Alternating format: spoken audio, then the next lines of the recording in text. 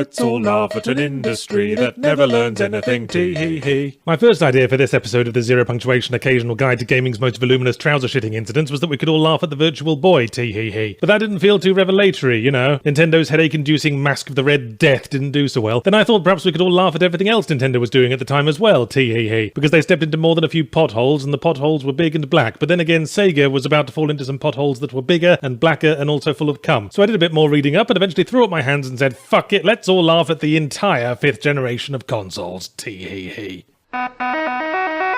Funny how the world of gaming was turned completely on its head by the incrementing of a single digit by 1, that digit being the 2 at the start of 2D. If only they'd known that one day 90% of the indie games on Steam would be aping the 16-bit era, they could have just gritted their teeth, held on for 20 years, and been perched pretty as the perfect patrician of port pixel art, but no! Everything had to be 32-bit now, sprites out, first-generation polygons in. There's no stopping progress, even if progress looks like double-bagged tiger whoopsies being jizzed out of a dead spider. It was a painful transitionary period when the old kings collapsed syphilitically from their thrones and the crowns were up for grabs. What really sums it up is that amid veteran companies that have been doing the console war thing for years, the eventual winner of the generation was the newcomer, Sony, a company best known for a thing for men to use while walking called a Walkman, and their station for playing things on, the PlayStation. Apparently Sony was the one doing all the smart thinking, even if their naming division wasn't. Nintendo went into the 5th generation with everything to lose. The SNES and the Game Boy had created a world in which confused elderly relatives referred to every gaming platform as Nintendos, to the undisguised contempt of their children. Perhaps Nintendo had gotten cocky. That might explain why they tried to push a VR console 15 years before commercial VR tech was even remotely viable. That could only do red-on-black sprites and had no head tracking, so it was essentially just the experience of sitting really, really close to a broken TV. But let's not dwell on the Virtual Boy. That was just an experiment that got rather misguidedly over-promoted. And hey, experimentation is good. That's how we learn. How else would you know that you get sexually aroused from packing peanut butter into a dolphin's blowhole? Partly it was pushed to distract from the Nintendo 64 being delayed half a year, missing the Christmas sales, but that was small potatoes in the long run. The N64 boasted the most powerful graphics tech of its time, and first-party titles that still to this day appear in best game ever lists written by nostalgia-blinded twats, who probably still eat children's breakfast cereals.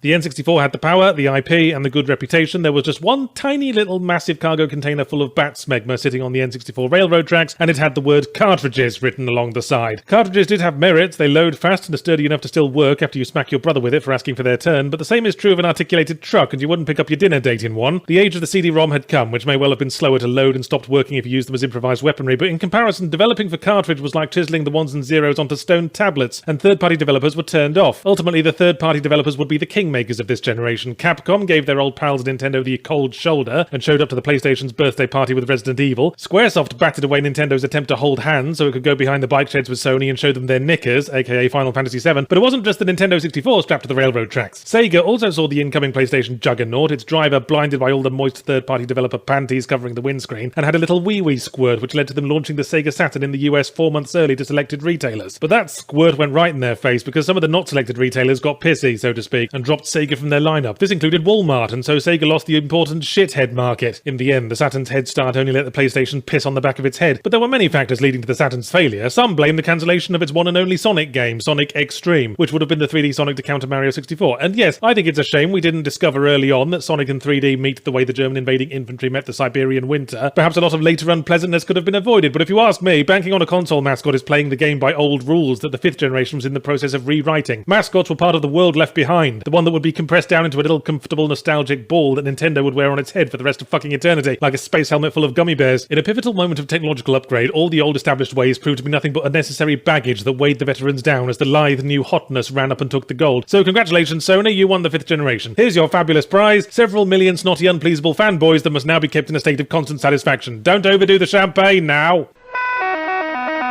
Today, the console conflict is a three-party system. Well, two parties and one bloke chewing gummy bears in a space helmet. And of course, PC gaming, watching it all through high-powered binoculars from the roof of their giant money factory. But in the turmoil of the rise of 32-bit, it was anybody's race. And there was quite a field of the healthy competition we could do with more of nowadays. I didn't even mention the console I had, the Amiga CD32. The console's so good it had to be discontinued and declare bankruptcy after 6 months to give everyone else a chance. Then there was the 3DO with its wonderful FMV games that made human flesh look like biscuit dough smeared in water-based lubricant. Or the Atari Jaguar, technically the world's first 64-bit console, in that at least 64 people looked at it and said, well, it's a bit like a console, I guess, but what's with the controller that looks like a Genesis controller got knocked up by a pocket calculator? You know, on second thoughts, healthy competition wasn't the right choice of words. Slightly run-down competition, maybe. Or how about competition that could probably get out of bed given a drip, a wheelchair, and the second coming of Jesus?